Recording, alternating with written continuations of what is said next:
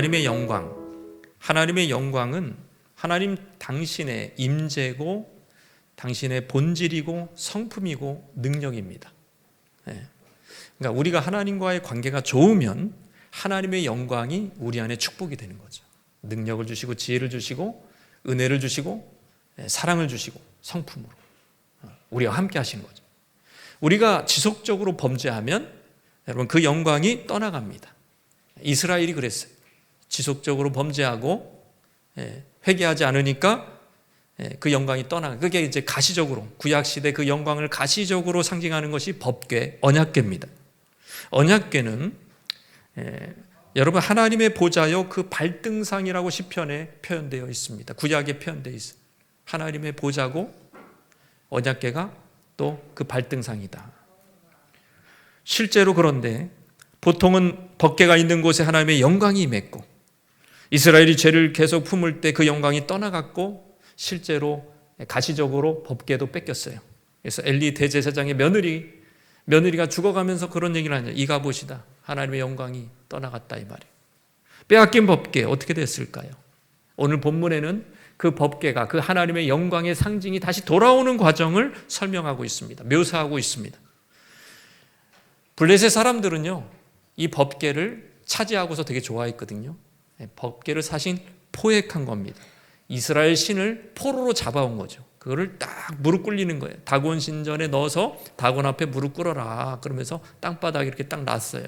어떻게 됐을까요? 전에 설명했던 대로 그때부터 그동안 아무런 힘이 없었던 이 법궤와 함께 하신 하나님이 능력이 그때부터 나타나기 시작합니다. 다곤이 아침에 제사장들이 가보니까 다곤이 그냥 엎어져 있어요. 우연이겠지 하고 다시 이렇게 세웠더니 그 다음날 어떻게 됐습니까? 목도 잘리고 팔목도 잘리고 다곤이 딱 또 법궤 앞에 엎어져 있는 거예요. 경배하고 있는 거예요, 여러분. 그런 다곤의 처형이 쓴 다음에 여호와 하나님은 이스라엘의 하나님, 그때는 안 도와, 이스라엘의 하나님으로서 이스라엘과의 전쟁 중에서는 안 도와주시다가 왜? 이스라엘에 죄가 있으니까 안 도와주셔. 그럴 때 죄가 있을 때는 안 도와주세요. 그러다가 어떻게 돼요? 여러분 이 이방 땅에 갔을 때 그 이방 땅에 이 법궤가 머무는 도시마다 재앙을 일으키는 전염병 재앙일 것입니다. 쥐로 인한 전염병 재앙일 것. 도시마다 막 재앙이 일어납니다, 여러분. 재앙을 쏟아부었습니다. 범죄한 이스라엘에게 하나님의 영광은 떠나갔지만 그렇다고 해서 하나님이 사라지신 게 아니에요. 여러분 우리 눈에서 하나님이 안 보인다고 맨날 우리는 그런 소리 하잖아요. 하나님 어디 계시냐고. 뭐가 우리의 삶이 안 될 때 또는 뭐가 안 풀릴 때 하나님 어디 계셔요. 내 눈에만 안 보이는 거지. 이스라엘의 법궤가 떠나갔습니다. 이스라엘의 눈에는 하나님 안 보여. 그러나 하나님은 계시는 거예요. 하나님은 온 세계를 지배하시는 분이십니다. 온 세계를 통치하시는 분이십니다. 우리 눈에만 안 보일 뿐이에요. 어떻게 하셨습니까? 블레셋 도시마다 재앙을 일으키는 거예요. 왜? 조롱하니까. 하나님을 하나님으로 대접하지 않으니까 재앙이 거기서 떨어지기 시작합니다. 여러분 하나님의 영광은 꼭 치유, 기적, 구원의 능력으로만 나타나는 것이 아니에요. 불순종하는 자들에게, 믿지 않은 자들에게는 재앙으로도 역사합니다. 그게 하나님의 영광을 나타내는 방법이에요. 이제 블레셋 사람들과 방백들은 서로 말합니다. 여호와의 궤를 어찌할꼬, 저 여호와의 궤를 어찌할꼬 하면서 이제는 그것이 전리품이요 자기들에게 자랑이었지만 지금은 아니에요. 지금은 큰 근심거리가 되었습니다. 그래서 언약궤를 돌려보내기로 결정을 합니다. 그렇다면 사랑하는 성도 여러분, 떠나간 하나님의 영광이 회복되는 길은 무엇입니까? 떠나간 하나님의 영광이 회복되는 길은 무엇입니까? 따라 하시겠습니다. 고집을 버리고 회개해라. 고집을 버리고 회개하라는 거예요. 여러분 고집이 어디 있을까요? 1절에 나타나 있어요. 1절에 어떤 고집을 찾아볼 수가 있습니다. 블레셋의 고집. 자, 한번 읽겠습니다. 시작. 여호와의 궤가 블레셋 사람들의 지방에 있은 지 7달이라 그랬어요. 여러분 이방인들이라고 그렇게 마음 편하게 사는 게 아니에요. 우리는 하나님 섬기는 거 쉽지 않구나. 왜 하나님 섬기는 게 쉽지 않을까요? 하나님 거룩하시기 때문에. 그러면 우리도 거룩이 받쳐줘야 돼요. 그러니까 하나님 섬기는 게 쉽지가 않아. 이방인들은 쉬울까요? 더 어려워요. 이방인들은 재앙을 그냥 여과 없이 맞아버리잖아요. 다 어려운 거예요. 그 이방인들이 큰 어려움에 봉착합니다. 7달, 7달 동안 법궤가 블레셋 땅으로 들어간 7달 동안 이 블레셋 사람들은 죽을 맛이었습니다. 아주 그냥 생사를 넘어드는 거예요. 여러분, 고통스러운, 원래 7달은 짧은 기간이잖아요. 그렇게 금방 지나가 7달. 그러나 그들에게는 너무 긴 시간이었습니다. 그들의 표현대로 하나님의 손이 엄중하게 그들을 이 카베드, 이 영광을 표현하는 그 히브리어가 그대로 쓰이면서 무겁게 그들을 누르고 있었단 말이에요. 하나님의 영광이 믿지 않는 자들에게, 불신하는 자들에게, 하나님을 조롱하는 자들에게는 재앙으로 무겁게 누르고 있었단 말이에요. 전염병의 고통과 재앙과 죽음의 공포 속에서 그들이 이제 사무엘상 5장 12절 마지막에 보면은 그들의 이 부르짖는 소리가 하늘에 사무쳤다, 그렇게 표현되어 있죠. 하늘에 사무쳤다. 그런데요, 자, 이 정도로 큰 재앙과 고통과 절망 속에 있는데 흥미로운 점은 아직도 괴가 블레셋에 머물러 있다는 점입니다. 1절에 다시 보시면 7달 동안 언약궤가 주로 머문 곳이 뭐라고 되어 있습니까? 지방이라고 나와요. 지방. 따라올까? 지방. 여기가 뭐 서울 지방 그런 표현이라기보다는 여기서 지방이라는 말은 들, 밭, 땅이라는 뜻입니다. 이 막소라 텍스트에 의하면 거의 사람들이 없는 그 시골 동네를 얘기하는 거예요. 그러니까 사람 많은 도시에 법궤가 가니까 사람들이 많이 죽어나가잖아요. 그러니까 어디 사람 없는 지방, 불모지, 광야, 밭 이런 데다가 둔 겁니다. 농사꾼밖에 없는 아주 사람 드문 거기다가 둔 거예요. 이게 뭘까요? 왜 법궤를 빨리 원위치시키지 않고 그들은 이 법궤를 붙잡고 있는 걸까요? 그 재앙을 당하면서도 왜 저 거친 들에 법궤를 방치하는 걸까요? 이유가 뭐죠? 따라해 볼까요? 영 내키지가 않아서. 내키지 싫은 거예요. 고집입니다. 이게 바로 고집이에요. 고집. 왜? 법궤를 돌려보낸다는 것은 자기들의 실패를 인정한다는 것이고요. 자기들이 섬기는 그 다곤 신이라는 그 존재가 이스라엘의 신에 비해서 열등하다는 것을 확실하게 공표하는 거예요. 그러기가 싫은 거예요. 죽기보다 싫은 거예요. 이 자존심. 여러분, 이 체면, 이거를 내려놓는 것이 죽기보다 싫은 거예요. 근데 너무 많이 죽고 도시가 지금 무너지게 생겼어요. 근간이. 그러니까 이제는 그때서야 두 손 두 발 들면서 이제 이렇게 얘기합니다. 여호와의 궤를 어찌할꼬, 이렇게만 하지 않고 실제로 이제 돌려보낼 방법을 구체적으로 강구하기 시작하죠. 치명상을 입고 이제는 다 죽겠어요. 여러분, 거기까지 간 거예요. 그러니까 자기들의 존재의 뿌리 자체가 이제 존재마저 완전히 없어질 정도가 되니까 그때서야 두 손 두 발 듣는 거예요. 그때까지는 버틸만 했다는 거예요.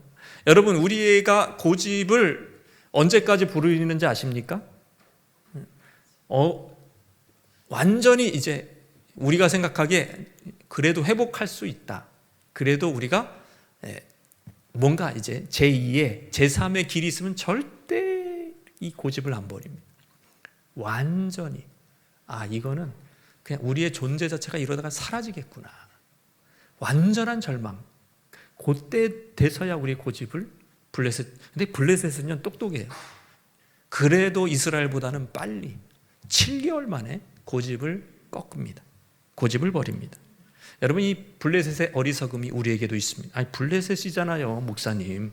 왜 우리와 비교하죠? 아니요, 아담의 죄성이. 따라해보세요. 아담의 죄성. 아담의 죄성은 똑같아요. 블레셋에도 있고 우리에게도 있는 것이. 무슨 죄성입니까? 여러분, 그게 고집이에요. 실패를 인정하기 싫은 거예요. 승리를 도로 뱉어내기 싫은 것입니다. 그리고 문제를 방치해요. 그냥 대충 미봉책으로 방치한단 말이에요. 직면하지 않는단 말이에요. 진정으로 해야 될 것을 하지 않고 대충 이렇게 흘려놓는 거예요. 어떻게 되겠지. 여러분, 어떻게 되겠지 했는데 무의식적으로는 벌써 꿈에서나 무의식적으로 벌써 여러분 불안하다? 여러분, 그걸 하나님이 여러분 하지 말라는 거예요. 불안하면 한쪽에서 어디 마음 기퉁이에서도 뭔가 불안한 마음이 올라온다면 그 뭔가 잘못된 길로 가고 있는 거예요, 여러분. 내 고집을 부리는 거예요. 내 고집을 부리는 거예요.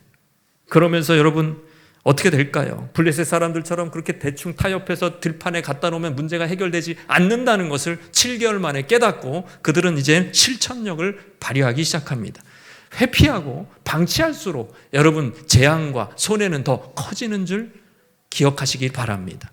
그래서 이들은 원위치를 시키고자 여러분 자기네들 제사장이 있었어요. 다곤 신전에서 예배를 주관하는 제사장이 있었고요. 여기서 복술자라고 나와요. 이 복술자라는 것은 여러분 그 표적과 징조를 해석하는 그런 이제 이스라엘식으로 얘기하면 선지자, 고상하게 얘기하면 선지자급 되는 고급 무당이 고급 무당. 이런 사람들이 조언을 베풉니다. 방백들에게 이렇게 하라고 얘기를 해요. 3절 말씀입니다. 시작. 그들이 이르되 이스라엘 신의 괴를 보내려거든 거저 보내지 말고 빈손으로 보내지 말고 그에게 속건제를 드려야 할지니 그리하면 병도 낫고 그의 손을 너희에게서 옮기지 아니하는 이유도 알리라 하니. 그러니까 이스라엘 신을 보내거든 이 종교 전문가들이 조언을 하는 거예요. 절대로 빈손으로 보내지 마라. 속건제를 드려야 된다. 여러분 속건제라는 표현은 여러분 이스라엘의 종교, 이스라엘의 율법에 나오는 겁니다. 거기서 나오는 속건제를 얘기하는 거예요. 그 속건제를 드려야 된다는 거예요. 네. 이 점술가들, 이 제사장들은 율법을 알지 못했지만 하나님을 어떻게 대우해야 할지는 알았어요. 네.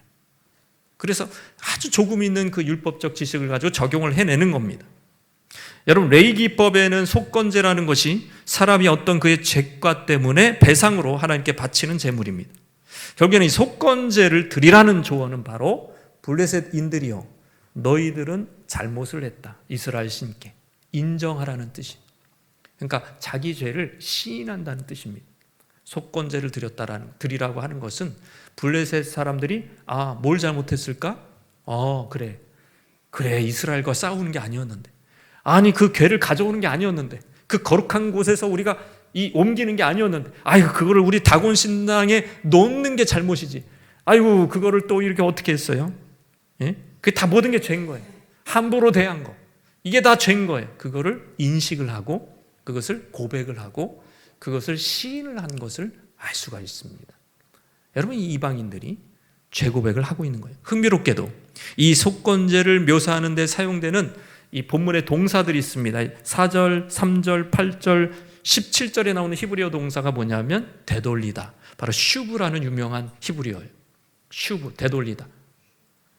여러분 그 속건제가 되돌리는 거예요. 하나님의 성물이나 이웃의 물건을 훔쳤어요. 그러면 어떻게 해야 돼요? 속건제를 드려서 용서받으려면 어떻게 해야 돼요? 훔쳤어요. 물건을 뺏었어요. 그러면 어떻게 해야 되냐고요. 본 물건도 가져다 놓고 도로 갖다 놓고 되돌려주고, 그 소를 훔쳤단 말이에요. 밤에 야반에. 저기 지방에 가면 소 훔치고 소도둑들 많잖아요. 훔쳤단 말이에요. 그래서 이제 회개를 하려면 어떻게 돼? 속건제 드리려면 어떻게 해야 돼요? 소를 갖다 놓고 도로 갖다 놓고 거기다가 20%를 더해야 됩니다. 20%의 그 손해배상을 해줘야 돼요. 그게 속건제예요. 지금 그 속건제를 얘기하고 있는 거예요, 블레셋은. 그래서 속건제를 드림으로 우리가 죄를 자백하고 화가 난 이스라엘 신을 달래주고, 그리고 이 재앙의 원인이 뭔지 규명을 해서 이걸 빨리 끝내자는 겁니다. 그래서 그들이 사용한 용어가 계속 돌려보내라. 그게 바로 슈브. 바로 이 용어가 회개의 구약적인 용어입니다. 이사야서 55장 7절 말씀 한번 읽어보겠습니다. 시작. 악인은 그의 길을, 불의한 자는 그의 생각을 버리고 여호와께로 돌아오라. 슈브. 그리하면 그가 긍휼히 여기시리라. 우리 하나님께로 돌아오라. 슈브. 그가 너희 너그럽게 용서하시리라. 악인이 왜 악인입니까? 가는 길이 잘못됐어요. 가는 길이 잘못됐다. 불의한 자는 왜 불의한 자죠? 그의 생각이 교만한다든지 그의 생각이 하나님 미워하시는 바로 그 생각을 하기 때문에 불의한 자인 겁니다. 그러나 하나님은 악인일지라도 불의한 자일지라도 기회를 주시는 분이십니다. 기회를 주세요. 무슨 기회? 고집을 버리고 유턴하라는 거예요. 그게 회개라는 거예요. 나한테 돌아오라는 거예요. 여호와의 품으로 돌아오라는 거예요. 그러면 내가 용서해주고 받아주고 없던 일로 해주겠다. 긍휼히 여겨주겠다. 이게 바로 누구한테 선포한 겁니까? 악인에게. 선인에게 아닙니다. 불의한 자에게 선포한 거예요. 하나님이 이렇게 좋으신 분이십니다. 지금 그러니까 이교도들도 기회가 있는 거예요. 뭔가 잘못됐어요.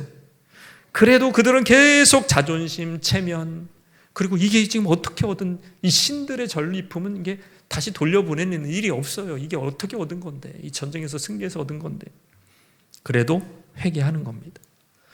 저 이교도들도 돌이키니까 하나님이 뭔가 그들을 용서해 주시는 사인을 주셨듯이, 그래서 재앙을 줄게 해주시고 없애 주신 것처럼, 여러분, 우리 하나님의 자녀가 회개하면 어떤 일이 일어날까요?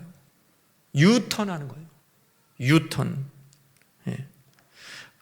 여러분, 하나님의 영광이 돌아오려면 우리가 먼저 하나님께로 돌아가야 됩니다.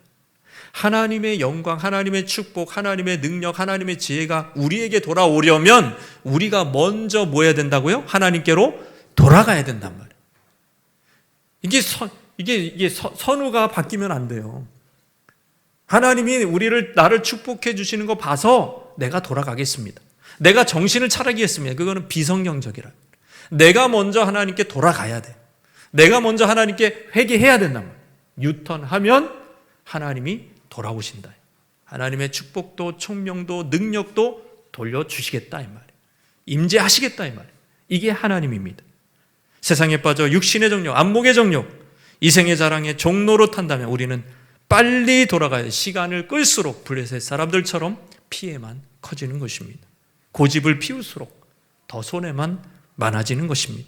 세상에 대한 애정을 끊고 예수 그리스도, 나를 위해서 죽으신 십자가 달리신 나를 사랑하신 예수님의 품으로 돌아가시기를 주님의 이름으로 축원합니다.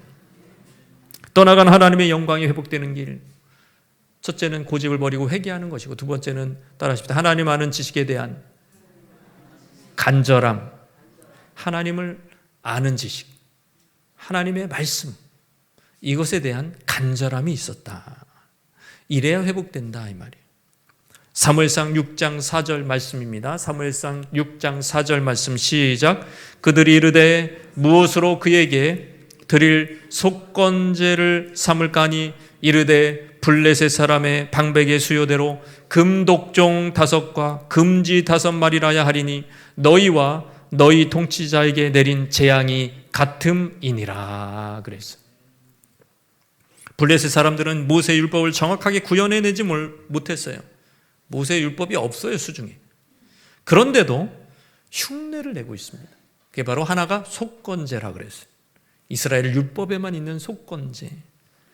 그래서 이 복술자들은 속건 제물을 무엇으로 결정을 해야 할지 의논을 합니다. 뭘로 결정해서? 금독종 5과 금지 5입니다. 금독종이라는 것은 이 재앙으로 인해서 뭔가 이게 종기가 났다는 거예요.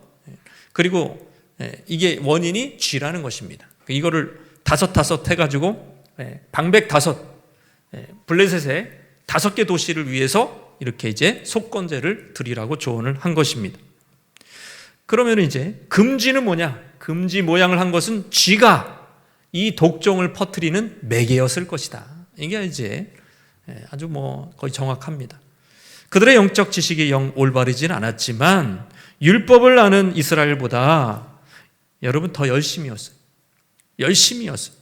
물론 예기법에는 속건제를 드리려면 순양을 죽여야 돼요. 이렇게 금지 이런 거 아닙니다. 그리고 십계명에서 이렇게 이렇게 형상 만드는 거 그런 거 원하지 않잖아요. 그리고 이게 쥐가 뭡니까? 제의적으로 가증한 짐승입니다. 그리고 이제 그걸 보낼 때 수레에 태우는데 법계는 그렇게 지고 가야지 수레에 태우는 거 아니거든요. 그러니까 지식이 짧아요. 모자라요. 이 블레셋 종교 전문가들의 지식이 모자른데도 불구하고 완전히 미신적이라고 할 수 없다. 이건 박윤선 박사님의 얘기입니다.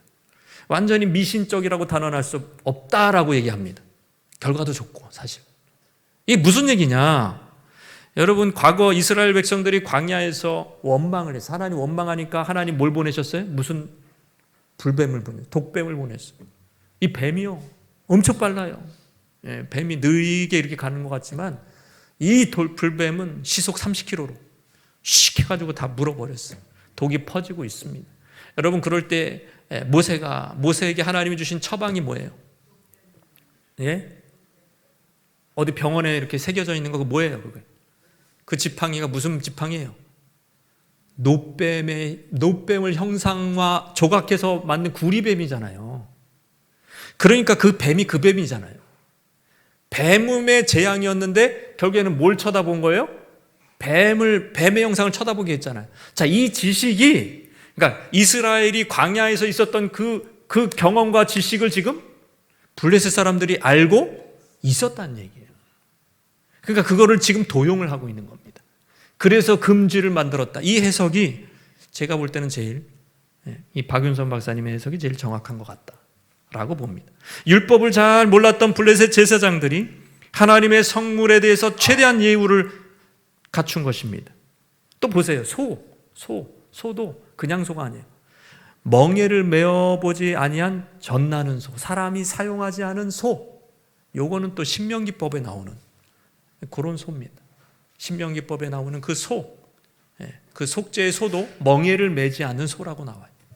그러니까 여기 조금 저기 조금 조각 지식이지만 지금 율법에 대한 열심이 있어요, 없어요? 이스라엘 하나님을 기쁘시게 하기 위해서, 만족시키기 위해서 율법에 대한 그 진리에 대한 열심이 이스라엘 백성들이 아니라 이방인들이 이렇게 열심을 내는 거예요. 왜 그럴까요? 자, 5절은 한술 더 뜹니다. 자, 시작. 그러므로 너희는 너희의 독한 종기의 형상과 땅을 해롭게 하는 쥐의 형상을 만들어 이스라엘 신께 뭐 하라는 거예요? 영광을 돌려라. 그러니까 블레셋 방백들 빨리 돈 내놓으라는 거예요. 금 내놓으라는 거예요. 지금 우물쭈물 하지 말고 빨리 돈 내놓고 그 헌금 내놔가지고 이거 가지고 금 만들어서 지금 속건제 드려야 된다는 거예요. 우물쭈물 하지 말라. 하나님께 영광을 돌리자. 여러분, 지금 이스라엘 백성들이 하나님께 영광을 돌려라라고 할 거 아닙니까? 지금 누가 그러고 있어요? 이스라엘 백성들이 안 하니까, 본 백성이 안 하니까, 그리스도인들이 이걸 안 하니까 지금 누구를 시켜서 지금 하나님 영광 받습니까? 지금 이교도들 그 복술자들이 이렇게 얘기하는 거야. 하나님께 영광을 돌려라. 정신이 해롱해롱해가지고 하나님을 제대로 믿지도 않고 믿어도 대충 믿다가, 그러니까 미래가 두려우니까는 점집에 가요. 점집에 가니까 무당이 뭐라 그래요? 너는 예수 믿어야 된다. 뭐 이런 얘기예요. 너 여기 왜 왔냐? 넌 예수 믿을 팔자다. 얼른 가라. 뭐 이런 얘기랑 똑같은 거예요. 오히려 하나님께 영광을 이스라엘이 안 돌리고 지금 이 복술자들이 하나님께 영광을 돌리라고, 그것도 블레셋 최고 통치자들한테 아주 명령을 하고 있습니다. 여러분. 하나님께 영광을 돌려라. 어떻게? 빨리 돈 내라. 헌금 내고 독지 이거 만들어가지고 쥐의 형상 만들어가지고 속건제 드리라는 거예요. 여러분. 그들은 정확하지는 않았지만 율법에 대해서, 그러나 방향성은 택함받은 백성보다 나았습니다. 오히려 택함받은 백성을 하나님은 멸시했고 하나님을 우습게 여겼지만, 그리고 이 법궤를 말이죠, 법궤를 이용하려고 했어요. 이걸 막 주술단지처럼 무슨 뭐 알라딘 앰프처럼 막 이걸 이용하려고 하는 거예요. 주술적으로. 그랬지만 이교도들은 오히려 연구해서 하나님의 율법의 조각들을 연구해서 하나님께 어떻게 영광을 돌릴지, 하나님의 노를 어떻게 풀지, 여러분 그렇게 아주 여러분 열심을 내는 거 아이러니 아닙니까? 하나님의 백성은 멍청하고 놀고 있고 율법에 대해서 여러분 적용하지 않고 있는데, 오히려 이방 백성들이, 안 믿는 사람들이 여러분 그렇게 하고 있는 거예요. 게다가요, 여기서 끝나지 않아요. 이스라엘의 역사에서 또 교훈을 배워요. 6절 말씀이요. 6절 말씀 시작. 애굽인과 바로가 그들의 마음을 완악하게 한 것 같이 어찌하여 너희가 너희의 마음을 완악하게 하겠느냐? 그가 그들 중에 재앙을 내린 후에 그들이 백성을 가게 함으로 백성이 떠나지 아니하였느냐? 이스라엘의 역사, 출애굽의 역사를 다 알고 있어요. 그러니까 마음을 주저하지 말라는 거예요. 돈 아까워하지 말라는 거예요. 빨리 독적 만들으라는 거예요, 여러분. 더디했다가는 이스라엘을 안 보낸, 더디 보냈다가 큰 애를 당한 애굽 왕처럼 된다. 바로 왕처럼 된다. 이 얘기를 하고 있습니다, 여러분. 이게 뭘 얘기합니까? 이 이교도 제사장 복술가들은 토라의 이야기, 신학, 의식에 대해서 구체적이고 상세한 지식을 보여주고 있다. 여러분, 이런 일이 어디서 일어나야 돼요? 누가 이렇게 해야 돼요? 본 백성 이스라엘이 해야 되잖아요. 아브라함의 후손이. 신학, 이야기, 여러분 조상의 이야기, 의식 이런 거 충성되게 지켜야 된다. 의식도 이상하게 안 지켜. 이스라엘의 교훈도, 역사에서 교훈도 안 받아. 신학도 없어. 세 가지가 다 없었어요. 이스라엘 백성들은. 이게 지금 독자들이 납득하기 어려운 점. 어떻게 이방인들이 하나님을 더 경외하냔 말이에요. 어떻게 왜 이방인들이 하나님을 더 경외하게 됐냔 말이에요. 왜 그랬을까요? 여기 중요한 질문입니다. 답은 따라해 봅시다. 간절함. 여러분, 이 간절함이 있었어요. 살기 위해서 그런 거예요. 살기 위해서. 네. 물론 저들의 간절함, 뭐 그냥 이 하나님, 다곤신을 버리고 하나님을 섬기겠다 그건 아니에요. 그 간절함은 이 위기를 벗어나겠다는 간절함입니다. 이 재앙을, 이 7개월 동안 임하는 이 재앙을, 독종의 재앙을 벗어나겠다는 그 간절함이에요. 그 간절함이 이렇게까지 율법에 대해서 자기네 것도 아닌 남의 나라 율법에 대해서 그렇게 열심을 내는 겁니다. 이러다가 우리는 이스라엘 신에게 뼈도 못 추린다. 하나님이 너무너무 두렵다. 어떻게든 저들의 신의 마음을 너구려 틀어라. 빨리 죄를 회개하자. 속건제를 드리자. 율법을 빨리 조각이라도 이렇게 모아봐봐. 실천하자. 기쁘게 해드리자. 저들의 역사 속에서 교훈을 배우자. 이러고 있는데 이스라엘 백성들은 뭐 하고 있습니까? 룰루랄라 하고 있는 거예요. 뭐 간절할 게 어디 있어? 우리는 택한 백성, 아브라함의 후손이, 구원받은 백성이. 아브라함의 후손이라는 얘기는 우리하고 똑같은 얘기입니다. 예수 믿고 구원받았다는 말을 지금 하고 있는 거예요. 유대인들이 우리 아브라함의 후손이라, 할례 받은 백성이라, 이런 얘기 하고 있는 거예요. 우리 지금 조상적부터 지금 약속한 가나안 땅, 이거 원래 우리 거잖아. 우리 축복 계속 주실 거야. 예루살렘이 우리 딱 버티고, 거기에 성전이 딱 있잖아. 하나님이 거기 딱 거하셔. 우리가 좀 범죄하고 실수하고 해도 괜찮아. 하나님 우리를 구원해 주셨어. 하나님 우리는 택한 백성이야. 우리는 유대인이야. 우리는 이스라엘이야. 우리는 야곱의 자손이야. 아브라함의 자손이야. 훌륭한 조상들이 있었어. 훌륭한 전통들이 있었어. 여러분, 이런 모습이 이스라엘만 해당될까요? 우리에게는 해당되지 않겠습니까? 우리에게는 이런 모습이 없습니까? 우리는 정말 이 블레셋 사람들처럼 간절하냐고요? 별로 간절하지 않아요. 별로 하나님을 찾지 않아요. 율법을, 이스라엘 사람들이 율법에 대해서 저렇게 처절하게 블레셋 사람들처럼 연구하지 않아요. 두렵지 않은 거예요. 하나님이 두렵지 않은 거예요. 여러분, 그러니까 경거망동하는 겁니다. 그리스도인이라고 해도, 교회를 다닌다고 해도 여러분 계속 비껴가는 거예요. 하나님의 그 목적, 하나님의 그 정확한 뜻을 못 맞추는, 이런 일이 계속 벌어집니다. 지금도. 오히려 불신자들이 율법을 기동량하면서 그렇게 구걸해가지고 얻은 그것을 실천하는 불신자들이 지금 위기를 벗어나고 있고, 이스라엘 백성들은 잠자고 있는 거예요. 이게 우리의 모습 아닙니까? 간절함이 없는 거예요. 예수님이 다 해결해 주셨어. 구원받았어. 우리는 간절함이 없는 거예요. 뭔 짓을 해도 하나님의 자녀는 불패야. 지옥에 안 가. 하나님 두렵지 않습니까? 여러분, 하나님을 두렵고 떨림으로 너희 구원을 이루라는 바울의 말은 온데간데없고, 하나님을 두려워하지 않는 거예요. 뭐 사랑이 하나님이지. 뭐 죄를 지어도 용서해 주시는 분이지. 이러면서 예수를 믿어요. 이게 얼마나 전제 자체가 이게 흔들흔들하는 데 있냔 말이에요. 예? 우리의 존재 자체가 흔들려요. 여러분, 그렇게 하면. 하나님을 두려워하시기를 바랍니다. 간절해야 돼요. 여러분, 하나님이 두려우면요 간절해요. 두렵고 떨리는구나. 하나님 섬기는 게 무섭구나. 여러분, 그 아론의 첫째 아들, 둘째 아들 보세요. 어떻게 됐나. 예? 술 먹고 막 이렇게 꼬장 부리면서 이렇게 예배 집례하다가 그냥 갔잖아요. 거기서. 예? 아론의 후손이면 얼마나 그 대단한 직분인데 그냥 하나님 태워버리시잖아요.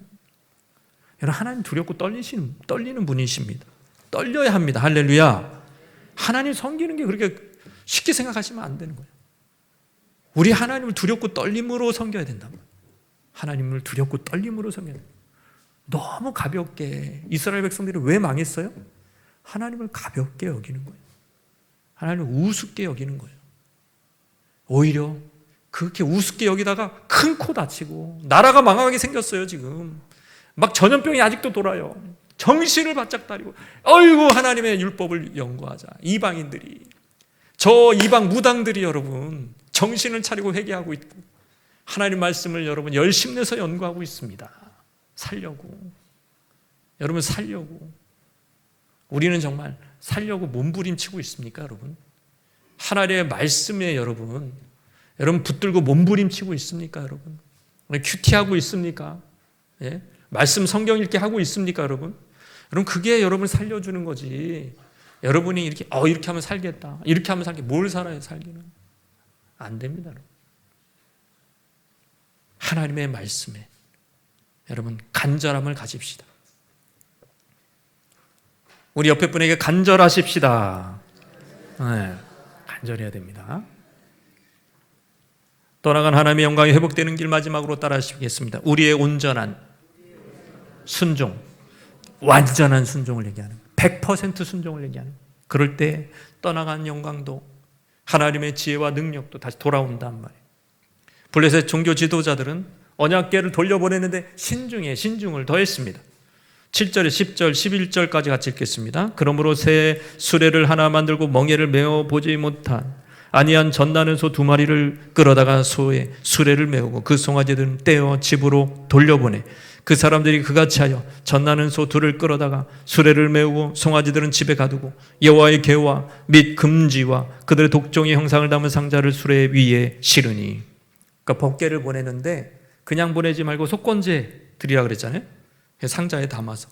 그러니까 법궤도 수레에 싣고 상자, 보물을 담은 금지, 금독종을 담은 그 상자도 싣고, 그리고 이제 보내는데 전혀 완전히 상식적으로 불가능한 조건들을 몇 개나 세웁니다.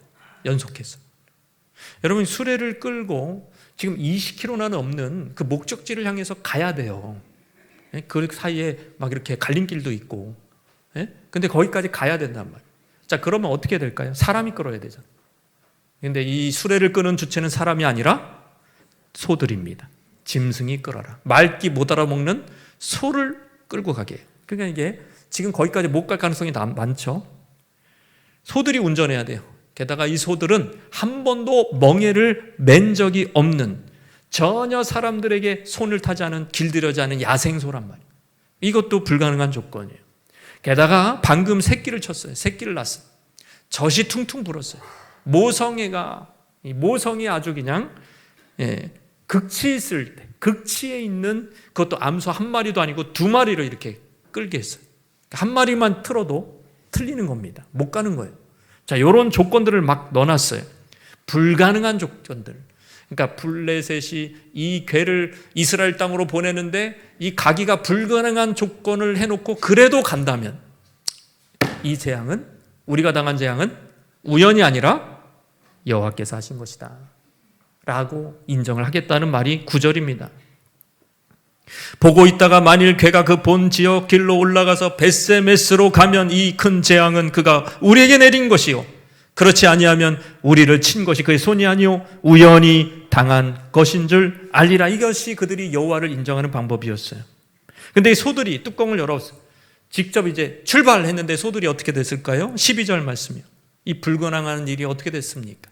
이 조건들이 어떻게 됐습니까?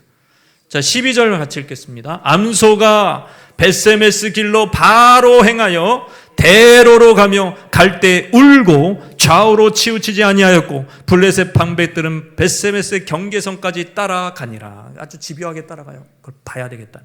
근데 암소가 어떻게 했습니까? 암소 둘이 어떻게 했습니까? 벳세메스 이스라엘 땅, 그러니까 블레셋과 이스라엘 땅 경계 바로 거기에 붙어 있는 도시, 그게 이제 그 성읍 벳세메스로 대로로 갔다고 성경에 써 있습니다. 이 대로라는 표현은 이 히브리어는 따라해보세요. 한길로. 이 히브리어는 한길로라는 뜻입니다. 그러니까 이 이탈을 했다는 얘기 안 했다는 거예요. 안 했다는 얘기입니다. 게다가 지금 저기 떼어낸 송아지가 울고 있어요. 매하고 엄마를 찾고 있단 말이에요. 그때 이 소들은 어떻게 했어요? 가면서 뭐 했어요? 울고 그렇게 써 있어요. 12절에 울고라는 히브리어 표현은 의성어입니다. 의성어.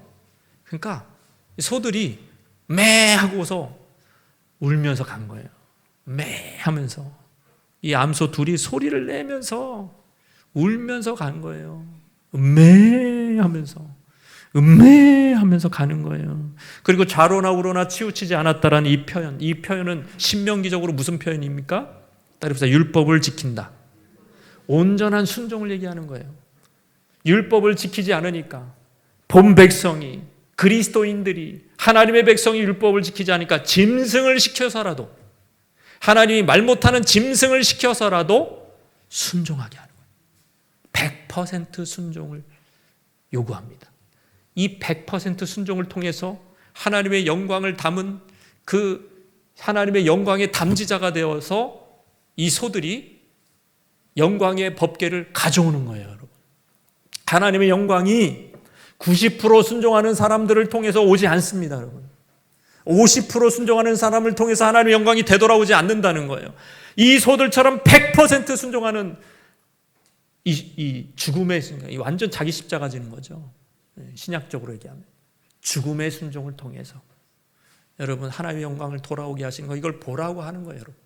보세요. 지금 이스라엘 백성들이 뭘 잘해가지고 법궤가 돌아온 줄 아세요? 법궤가 돌아오니까 처음에는 이렇게 보다가 또 장난을 쳐.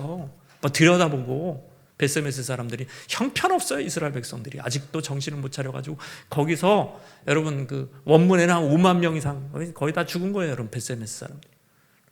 하도 이상하니까 이제 훗날 나온 번역에는 뭐 70명 이렇게 나오지만,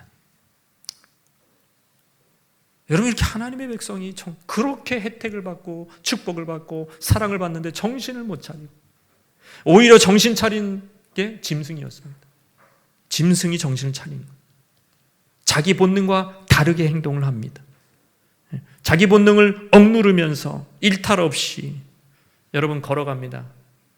바로 하나님의 권능, 하나님의 능력, 하나님의 영광을 누가 담아가느냐, 누가 돌아오게 하느냐, 바로 이렇게 100% 순종하는 본능을 억눌렀다니까요. 모성의 본능을 억눌렀어요. 그런데 이스라엘의 두 지도자 홈니와 비느하스는 본능대로 충성해. 자기 정욕대로 충성해. 그래서 자기 정욕대로 그냥 회막의 여자들이랑 잠자리나 갖고 있어도. 여러분 이 땅의 그리스도인들 보세요.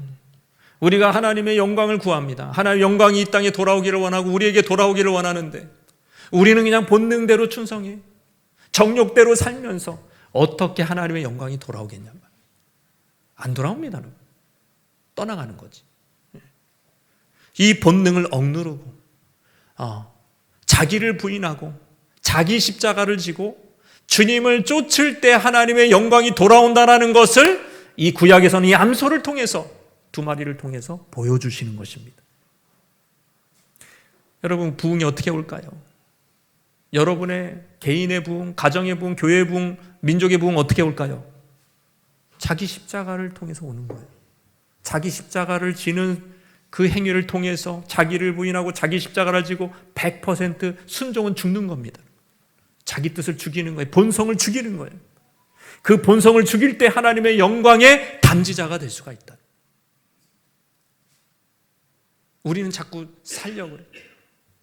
하나님 앞에 내 본능을 자꾸 살리려고 그래. 내 본능대로 충실해. 그러면은 여러분 하나님의 영광은 못 봐요. 구경도 못 해요. 심판이나 받지.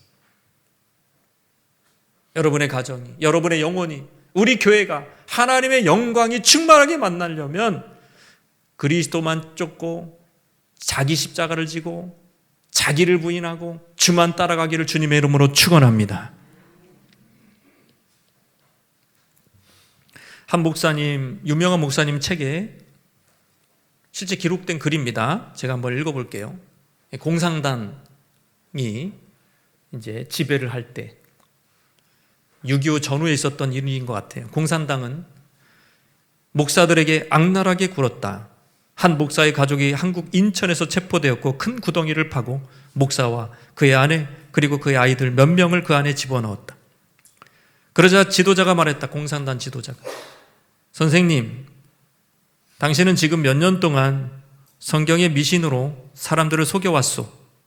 이제 이 사람들 앞에서 공개적으로 이 사실을 부인하고 그 사실을 부인하고 이 잘못을 회개한다면 당신과 당신의 아내 그리고 아이들은 풀려날 것이요. 그러나 당신이 미신을 끝까지 고집한다면 지금 당장 당신의 가족은 모두 생매장 될 것이요. 결정을 내리시오. 지금 이게 인민재판 같은 걸 하고 있는 거예요. 공개적으로. 그리고 이제 땅에 파묻겠다라는 공포를 하면서 기회를 주는 거예요. 살 기회를. 목사님 가족. 그때 마침 그의 자녀들이 모두 불쑥 말했다고 합니다. 아빠, 우리를 생각해 주세요. 아빠, 새 아이의 아버지 목소리에 이 자녀들의 음성이 꽂힙니다. 그 목사님은 순식간에 이렇게 생각해요. 그래, 내가 지옥을 가자. 이 아이들을 살리고 내가 차라리 지옥을 가겠다. 이러면서 자아비판을 하기 시작합니다. 네네, 그렇게 하겠습니다. 저는 제 자신을 이렇게 하고 성경을 이렇게 가르치고 이런 거를 고발하고 있는데 이제 사모가 옆에 있는 아내가 쿡 찔러 하지 말라고. 하지 말라고. 쿡 찔르고 그 남편을 저지하면서 그 사모가 이렇게 말했다고 합니다. 얘들아, 조용히 해라. 오늘 밤 우리는 만왕의 왕, 만주의 주와 함께 만찬을 할 것이다. 죽자는 얘기죠. 그리고 아이들을 이끌고 어떤 특정한 in the sweet by and sweet by and by 뭐 이런 거를 부르면서 이제 남편도 아이들도 조용히 그 뒤를 따랐다고 합니다. 공산주의자들이 묻기 시작해. 이제 턱밑까지 목까지 흘러나오죠. 노래를 계속 불렀고 그 많은 사람들이 지켜보고 순교를 당했다고 합니다. 하나님은 그들을 구원하지 않았지만 그 처형을 지켜본 사람들 모두가 그리스도인이 되었고 이 목사님이 심호하는 교회에 교인으로 찾아와서 이 이야기를, 이 간증을 해주었더라. 그 글이 그분의 목사님의 글입니다. 온전한 순종만이 하나님께 영광 돌릴 수 있음을 믿으시기를 바랍니다. 살고자 한다면 죽을 것입니다. 우리 본능대로 살고자 하는 자는 죽을 것입니다. 그러나 여러분이 십자가에서 여러분을 죽이면, 순종하면, 우리 죄를 회개하고 부인하고 하나님을 아는 지식을 창념하고 말씀을 붙잡고 그리고 순종하기 시작한다면 여러분의 삶에 하나님의 영광이 도착할 줄로 믿습니다.